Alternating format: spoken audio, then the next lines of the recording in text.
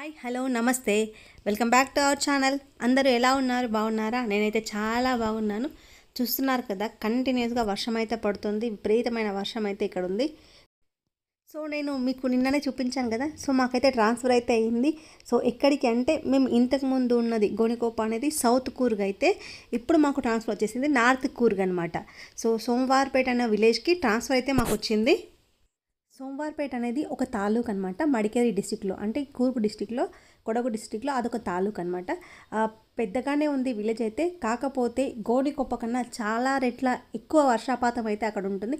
విపరీతమైన వర్షం ఉంటుంది, విపరీతమైన చలి ఉంటుంది. సూర్యుడు 12 గంటలకు 1 గంటలకు మెల్లమెల్లగా వస్తూ ఉంటాడనమాట. అంటే చల్లగా ఉంటుంది. ఎక్కువ అడవులు ఉంటాయి అనమాట అక్కడ. కాఫీ ఎస్టేట్ల కంటే ఎక్కువగా అడవులు ఎక్కువగా ఉంటాయి. అండ్ మనం ఆల్రెడీ నేను ఇంత చాలాసార్లు నా వీడియోలో చూపించాను కదా, మైసూర్ నుంచి మనం గోనికొప్ప వచ్చేప్పుడు చాలా ఎలిఫెంట్స్ అయితే కనిపిస్తూ ఉంటాయని చెప్పేసి. కాకపోతే ఇప్పుడు మనము మైసూర్ నుంచి సోమవారపేట వెళ్తూ ఉంటే కనుక విపరీతమైన ఎలిఫెంట్స్ ఉంటాయి అనమాట. అది బాగా ఫారెస్ట్ ఏరియా. సో అక్కడ ఈవినింగ్ జర్నీ కూడా అంత సేఫ్ కాదు, ఎర్లీ మార్నింగ్ జర్నీ కూడా అసలు సేఫ్ కాదనమాట. చాలా పెద్ద అడవి అనమాట అది. నేను మీకు ముందే చెప్పాను కదా, కొడగు అనేది చాలా బ్యూటిఫుల్ ప్లేస్. అందులో సోమవారపేట అయితే సీనరీ చాలా బాగుంటుంది. అంటే మనం ఉండడానికి అంత కంఫర్ట్గా లేకపోయినా సరే చూడ్డానికైతే వాతావరణం చాలా బాగుంటుంది, బ్యూటిఫుల్ ఉంటుంది అనమాట అక్కడ వెదర్ కానీ ఎన్విరాన్మెంట్ కానీ. సో అందుకోసం అని చెప్పేసి మనం అంత ఎర్లీగా బయలుదేరితే, మేము ఉండే గోనికొప్ప నుంచి సోమవారపేట అనేది ఆల్మోస్ట్ 75 కిలోమీటర్స్ ఉంటుందన్నమాట. దాదాపు ఒక 2.5 అవర్స్ టైం అయితే పడుతుంది. 2.5 అవర్స్ మినిమం పడుతుంది అనమాట. ఎందుకంటే ఇదంతా ఘాట్ సెక్షన్స్ కాబట్టి సో మనకు టైం పడుతుంది. అందుకోసం అని చెప్పేసి మేము ఎర్లీ మార్నింగ్గా నిద్ర లేచాము.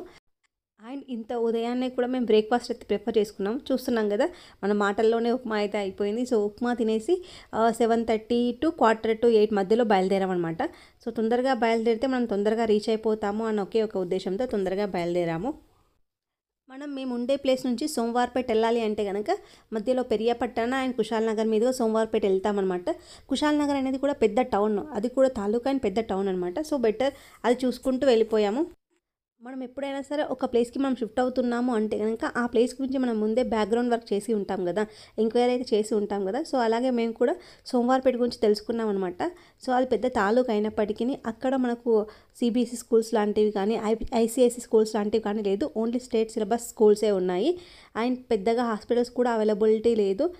మనం ఉండగలుగుతామేమో, కాకపోతే కొద్దిగా గోనికొప్ప టు కుశాల్ నగర్ వెదర్ అనేది ఇంకా డ్రాస్టిక్ చేంజ్ ఉంటుంది. అసలు గోనికొప్పనే మనం ఉండే ప్లేస్కి హైదరాబాద్ లాంటి ప్లేసెస్కి చాలా తేడా ఉంటుంది కదా. సో అలాంటిది గోనికొప్ప మీద ఇంకా ఎక్కువ వర్షాలు ఉంటాయి, ఎక్కువ చలి ఉంటుంది. టోటల్గా డిఫరెంట్ వాతావరణం అనమాట.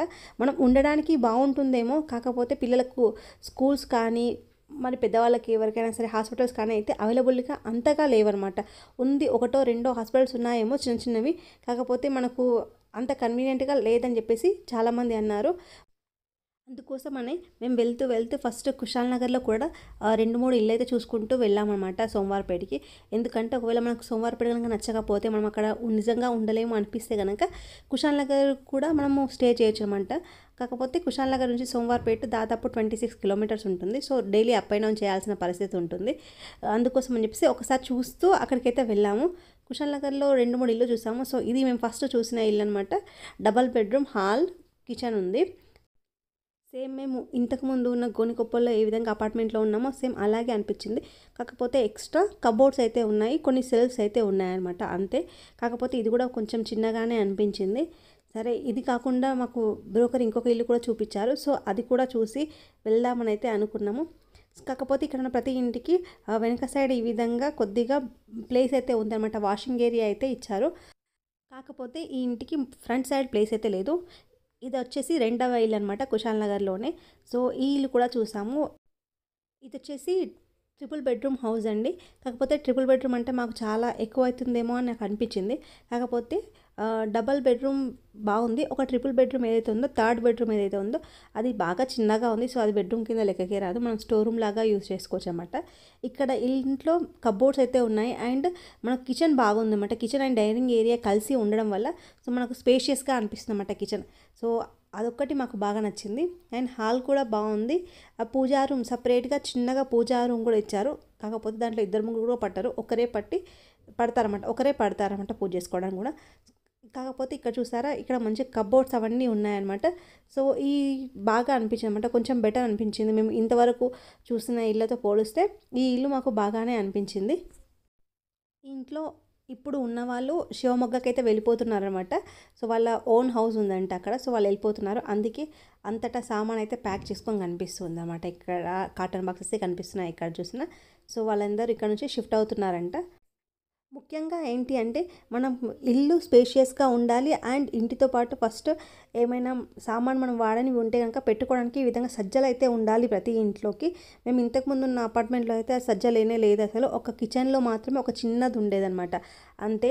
సో మిగతా సామాన్ అంతా ఒక డబల్ బెడ్రూమ్ అయినప్పటికీ ఒక బెడ్రూమ్ నిండా స్టోర్ రూమ్ చేసేసామన్నమాట. బెడ్రూమ్ నిండా సామాన్లే ఉండేవి.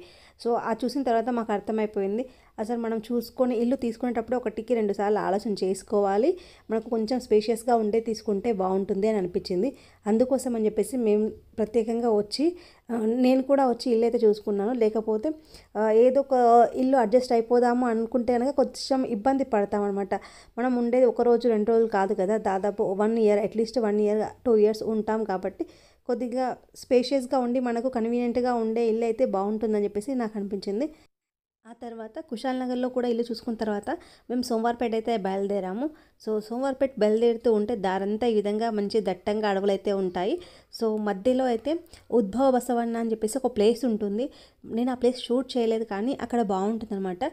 అడవి బాగా పెద్ద అడవి ఉంటుంది. అండ్ బసవన్న విగ్రహము ఒక రాయితో చేసి ఉన్నట్టుగా ఉంటుంది అనమాట. అంటే అది ఆల్రెడీ అక్కడ నుంచే ఒక రాయిలో బసవన్న విగ్రహం లాగా కనిపించింది అనమాట. సో అందుకే ఆ ప్లేస్ని ఉద్భవ బసవన్న అని అంటారు. ఆ బసవన్న ఎలా ఉంటాడో అనే పిక్స్ నేను మీకు సైడ్కి యాడ్ చేశాను చూడండి. చాలా బాగా అనిపించింది అనమాట ఆ ప్లేస్ చూడడానికి. డివోషనల్ ఫీలింగ్ వస్తుంది ఆ ప్లేస్ దగ్గర. కాకపోతే చాలా డార్క్ ఉంటుంది ఆ ఏరియా. ఈవినింగ్ అయ్యే టైంకి కనుక మనము ట్రావెల్ చేయడం చాలా కష్టం. ఓన్ వెహికల్స్లో కంటే కూడా బస్సు సేఫ్ అనమాట. అండ్ మనకు బస్ ఫెసిలిటీ కూడా ఎక్కువగానే ఉంది. సో బస్ సేఫ్ ఉంటుందన్నమాట. మామూలుగా మనం బైక్ మీద అయితే అసలు ట్రావెల్ చేయొద్దు అన్నమాట ఈవినింగ్ టైంలో. అండ్ మనము సోమవారపేట వెళ్తూ ఉంటే మనకు దారిలో ఈ విధంగా ఒక ప్లేస్ కనిపిస్తుంది. గోల్ఫ్ ఆడడానికి చాలామంది వస్తూ ఉంటారు. అండ్ ముఖ్యంగా సినిమా షూటింగ్స్ అయితే బాగా జరుగుతూ ఉంటాయి. అంత ఫేమస్ ప్లేస్ అనమాట ఇది. అండ్ మేము ఇదివరకే చూసామన్నమాట మలాలి వాటర్ ఫాల్స్ వెళ్తూ ఉంటే. అండ్ ఆ తర్వాత ఇంకా సోమవారపేటకి రీచ్ అయ్యాము. అక్కడ కూడా చాలా ఇల్లు చూసాము. సో ఒక ఇల్లు అయితే మాకు నచ్చింది, మేము ఫైనల్ చేసామన్నమాట.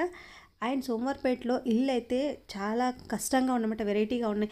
ఎత్తులు, తగ్గులు, లోయలు విపరీతంగా. ఒక దగ్గర ఇల్లు ఎత్తులో కొండ మీద ఉంటే ఇంకో దగ్గర లోయలో ఉంటుందన్నమాట. సో చాలా అంటే మాకు నచ్చినట్టుగా అయితే లేదు, అనుకూలంగా కూడా నాకు అనిపించలేదు అనమాట ఆ ప్లేస్ అయితే. ఎందుకంటే అంత ఎత్తు తగ్గుల మీద ఇల్లు ఉంటే అసలు వెళ్ళడం కూడా చాలా ఇబ్బంది నాకు అనిపించింది అన్నమాట ఆ విధంగా. ఇంకా ఇళ్ళని చూసి మేము బయటికైతే వచ్చేసాము. ఇంకా బ్యాక్ టు గోనికొప్ప వచ్చేసామన్నమాట. సో ఏ ఇల్లు అయితే ఫైనల్ చేసామనేది నేను మీకు నెక్స్ట్ వీడియోలో చెప్తాను. ఒకవేళ మీకు ఇందులో ఏదైనా తెలిస్తే కనుక, నచ్చితే కనుక కమెంట్ అయితే చేయండి. Thank you for watching my videos.